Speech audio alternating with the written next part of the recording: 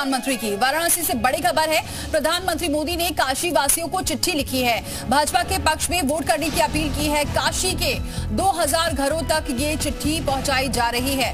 वाराणसी में 1 जून को मतदान होना है। प्रधानमंत्री मोदी द्वारा काशी के 2000 घरों तक एक खास चिट्ठी पहुंचाई जा रही है, जिसमें उन्होंने 1 जून को मतदान करने के लिए भाजपा के पक्ष में वोट करने की खास अपील की है।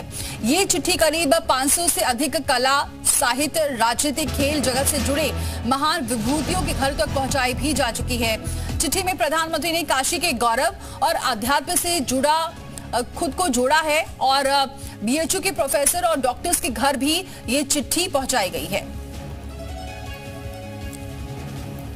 तो ये खास चिट्ठी पहुंचाई जा रही है। कई साहित्यकारों, काशीवासियों को ये चिट्ठी दी भी जा चुकी है। लगभग 2000 ऐसे लोग हैं जिनके लिए खास पैगाम प्रधानमंत्री की तरफ से दिया जा रहा है। 1 जून को वाराणसी में चुनाव है, वोटिंग है। आखिरी चरण का अब मतदान होना है 1 जून को 7वें चरण में, जिसमें वाराणसी में भी चुनाव होना है, वोटिंग होनी है। उससे पहले प्रधानमंत्री ने खास पैगाम काशी वासियों को देने की कोशिश की है और 2000 घरों तक ये चिट्ठी पहुंचाई जा रही है।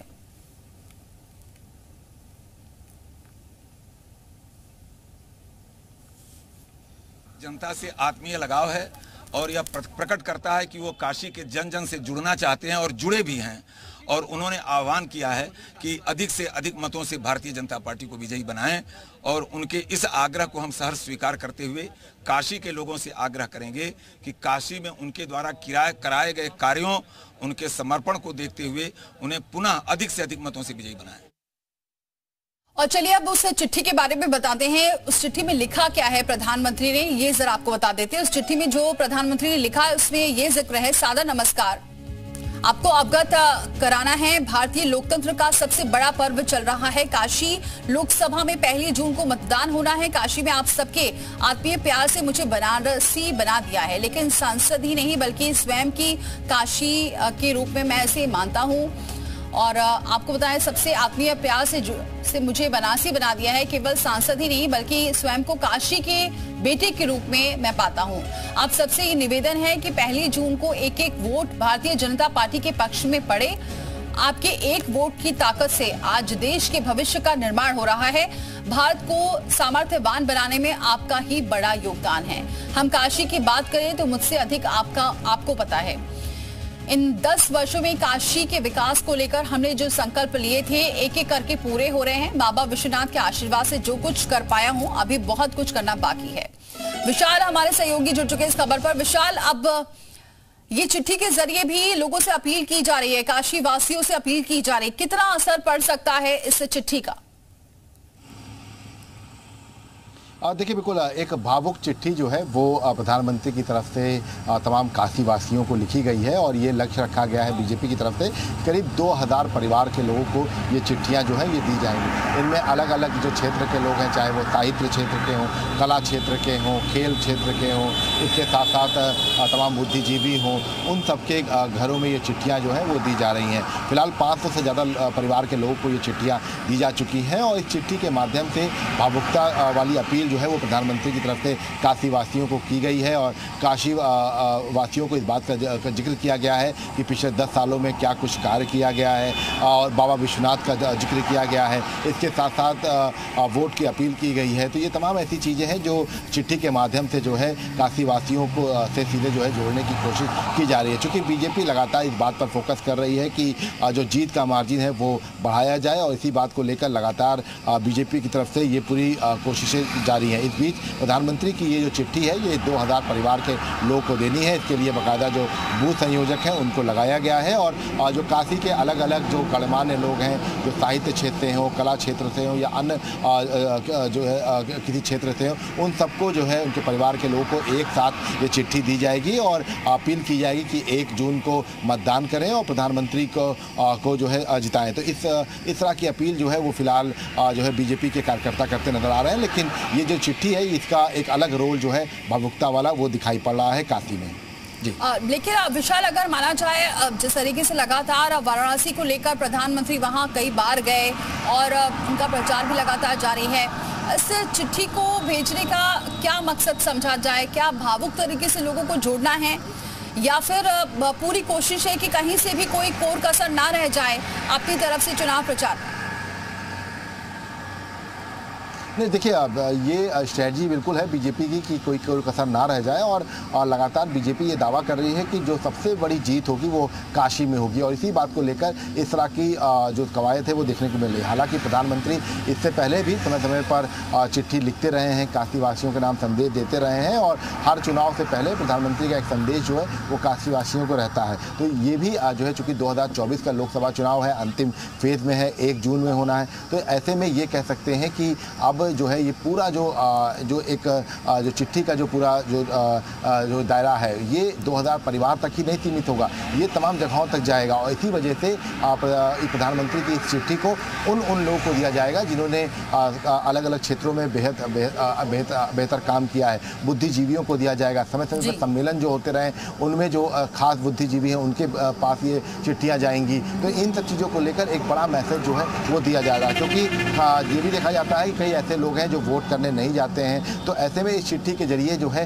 उनको वोट भी करने के लिए कहा जाएगा, उनको कहा जाएगा कि जो है वो वोट करें। और चूंकि प्रधानमंत्री की ये चिट्ठी जो है ये ठीक अब चूंकि 1 जून को वोटिंग होनी है, तो ऐसे में उससे पहले की ये चिट्ठी जो है ये तमाम लोगों तक पहुंचाने का कवायद जो है वो बीजेपी ने शुरू कर दिया। और विशाल, इस चिट्ठी में जो जिक्र है इस बात का कि मैं यहीं का हो गया हूँ, बनारसी हो गया हूँ, क्योंकि अजय राय बार बार इस बात का जिक्र करते रहे कि मैं यहीं से जुड़ा हुआ हूँ, यहीं का बेटा हूँ, और प्रधानमंत्री बाहर से आ गए हैं। देखिए बिल्कुल यही सबसे बड़ी बात है कि लगातार जो है बाहरी बनाम स्थानीय की जो लड़ाई है वो भी काशी में अजय राय जो है करते नजर आ रहे हैं। हालांकि इससे पहले भी आप देखिए तो कई बार ऐसी बात का जिक्र हो गया, लेकिन बार बार जो है प्रधानमंत्री इस बात का जिक्र करते हैं कि अब वो यहीं के हो गए हैं, और आप देखिए उनके तमाम बयानों में यहाँ तक कि जब वो अपनी भाषा असर पड़ता है वोटिंग में। बहुत शुक्रिया विशाल ये जानकारी हम तक पहुँचाने के लिए। भाई अब आपको सुनाते हैं काशी की जनता का मिजाज क्या है। 1 जून को वोटिंग होनी है, उससे पहले यहाँ का माहौल क्या है, सुनिए यहाँ की जनता से। क्या लग रहा है चुनाव मुद्दे क्या है? चुनाव में तो मोदी जी ने बहुत अच्छा कार्यक्रम किया है, और हम लोग बहुत दिन से बाबा में दर्शन करते आ रहे हैं, इतना आराम है, बहुत कुछ है, तो हम लोग तो ये चाहते हैं मोदी जी बहुत अच्छे आते हैं। कॉरिडोर जो बन गया इससे आराम मिला है? बहुत अच्छा है, हमको क्या पूरा जनता को आराम है। भीड़ पहले से कम होती, मतलब आराम से दर्शन हो जाते हैं? दर्शन तो बहुत आराम से हो जाता है, कोई दिक्कत नहीं होता है, हम लोग 4 बजे पहुँच जाते हैं। 30वीं बार सांसद बन रहे हैं मोदी जी हैं? हाँ बन रहे, जीत रहे हैं। ठीक है, थैंक यू। चुनाव मुद्दा मैडम इस बार बहुत उल्टा लग रहा है जी, जैसे इस बार सरकार गिरने वाली है मैडम जी। मतलब मुद्दे क्या हैं? मुद्दे हैं यही बेरोजगारी है, बहुत चरम सीमा पहुंच गई, महंगाई बहुत ज्यादा हो गई है, यही 2 मुद्दे मुख्य रूप से हैं हमारी नजर में। ये भाजपा सरकार इस समय गिरने वाली है यहाँ से, जैसे महंगाई बहुत ज़्यादा है, और जैसे जो आम आदमी है कुछ खा नहीं पा रहे हैं, ले नहीं पा रहे हैं, मजदूरी का रेट बढ़ा नहीं रहे हैं, वही 300 रुपया है। आप यहीं से हो? बस हाँ, भाजपा सरकार में खाली महंगाई में खा रही बस कुछ। महंगाई बेरोजगारी, आपके लिए क्या? महंगाई बेरोजगारी प्रमुख मुद्दा है, बाकी चीजें सही हैं, और अपराधियों पे तो कंट्रोल हुआ ही है, और यहाँ बनारस में विकास के साथ साथ पूरे यूपी में विकास और रोड का जाल, ये तो बहुत अच्छा है इस सरकार का काम, लेकिन बेरोजगारी और महंगाई और थोड़ा स्वास्थ्य व्यवस्था में भी कमियां हैं। क्या लग रहा है कितने चेंजेस हैं? बनारस में तो बहुत से चेंजेस हुए हैं। अच्छा, रोड बहुत अच्छे हो गए, पानी बहुत अच्छा हो गया, ट्रांसपोर्टेशन बहुत अच्छी हो गई है, इलेक्ट्रिसिटी सप्लाई बहुत अच्छी हो गई है। यहाँ जो भीड़ हुआ करती थी वो पहले से बहुत कम हो गई है, बहुत फैसिलिटीज इधर की बढ़ गई है, बहुत अच्छी फैसिलिटीज हो गई है। क्या है चुनाव के मेन मुद्दे गवर्नमेंट पब्लिक को व्यवस्था चाहिए, सुरक्षा चाहिए, और क्या चाहिए, वो सब पॉसिबिलिटी तो मिल रही है। इलेक्शन मोदी जी का आ रहा है, इसमें हम लोग भी समर्थन है मोदी जी के। क्यों? बहुत बढ़िया काम किया, हम लोग कॉरिडोर में दुकानें गई, दुकानें आपकी दुकान कब से है? हमारी दुकान बहुत पुरानी है, पूरी दुकान शादी काटी है। कार्ड ये कि मतलब थोड़ा इधर आना जाना हम लोग का कार्ड, यहाँ दुकान बंद हो गया, ठीक है, फिर भी हम लोग मोदी जी पे से कहते हैं कि जो भी काम हो रहा है बहुत बढ़िया हो रहा है, लेकिन थोड़ा गरीबों पर ध्यान दें, जो छोटे लोग हैं, बस और कुछ नहीं, और बाकी सब काम सही है। काम दिख रहा है, मोदी जी के राज में हम लोग सुरक्षित हैं, सबसे बड़ा पहले हम लोग को याद है 84 से हम लोग खाली दंगा, आए दिन कर्फ्यू, हम लोग को शटर गिराओ, पता लगा भागो, घर भागो, कम से कम इससे महंगाई तो हर समय रही है। अगर महंगाई हर समय पिछले नहीं होती तो गाना नहीं आता रोटी और कपड़ा मकान का, कि जो झोले में नोट ले जाते हैं, मुट्ठी में सामान ले आते हैं। इलेक्शन के मुद्दे क्या है? इलेक्शन के मुद्दे देखिए, यहाँ हमारे यहाँ पे जौनपुर में बीजेपी की पूर्वांचल की कई सीटें हारी थी बीजेपी, इस बार जीतेगी।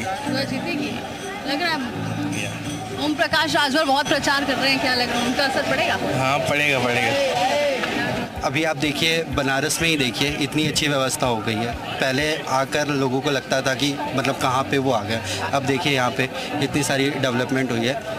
उन्होंने बहुत विकास किया है, मतलब महिलाओं के लिए भी किया है, उनकी सुरक्षा के लिए भी किया है और पूरे देश में भी किया है और पूरी दुनिया में इंडिया का नाम बहुत रोशन हुआ है, इसलिए मोदी जी को हम लोग अप्रिशिएट करते हैं।